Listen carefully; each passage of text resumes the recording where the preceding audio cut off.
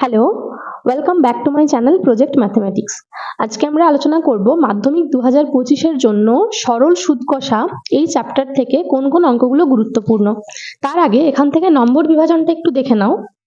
দেখো, এখান থেকে পাটিগণিতের যে চ্যাপ্টারগুলো রয়েছে, 3টে চ্যাপ্টার, তার থেকে মোট কত নাম্বার আসে দেখো, 12 নম্বরের প্রশ্ন আসে। একটা এমসিকিউ, একটা শূন্যস্থান পূরণ, একটা সত্য মিথ্যা, 2 নম্বরের দুটো প্রশ্ন, মোট 4 নম্বর, আর একটা 5 নম্বরের প্রশ্ন, তাহলে মোট 12 নম্বর। তার মধ্যে থেকে যে 5 নম্বরের প্রশ্নটা আসে সেটা এই 3টে চ্যাপ্টার থেকে যে কোনো দুটো চ্যাপ্টার থেকে দুটো প্রশ্ন আসে, যার মধ্যে একটা করতে হয়।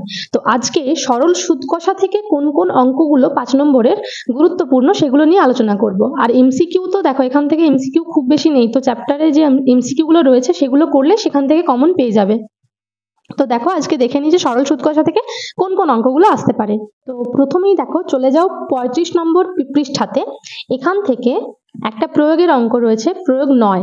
বার্ষিক 5% সরল সুদের হারে 2003 সালের 1 জানুয়ারি থেকে 8 আগস্ট পর্যন্ত 5000 টাকা ধার নিলে সুদ ও সুদাসলের পরিমাণ কত হবে হিসাব করে লিখি। তো এই অঙ্কটা পুরোটাই করে দেওয়া রয়েছে। এটা একটা খুব গুরুত্বপূর্ণ অঙ্ক, এটা ভালো করে দেখে নিও।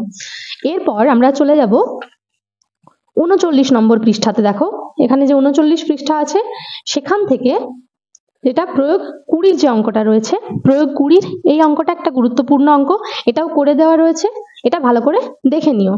তার সাথে প্রয়োগ 21, ঠিক আছে, প্রয়োগ 20 21 হলো 39 পাতাতে। এরপরে আমরা চলে যাব, দেখো এরপরে আমরা চলে যাব 42 নম্বর পৃষ্ঠাতে।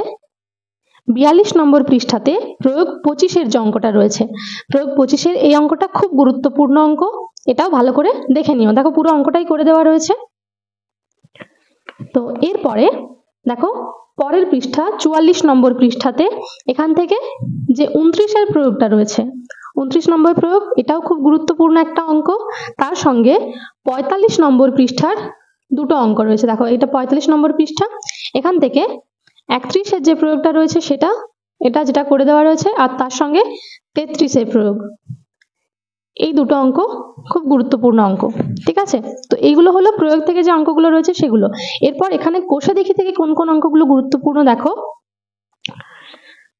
দেখো এখান থেকে রয়েছে 6 7 8, এই 3টা অঙ্ক খুব গুরুত্বপূর্ণ।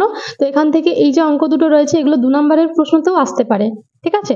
এরপরে 13 আর 14, তো এর মধ্যে দেখো 13 14, হ্যাঁ 13 যে অঙ্কটা সেটা, যেটা একটা অঙ্ক প্রয়োগে ছিল সেরকমই অঙ্ক এটা, আর তার সাথে 14 অঙ্কটাও দেখে নেবে।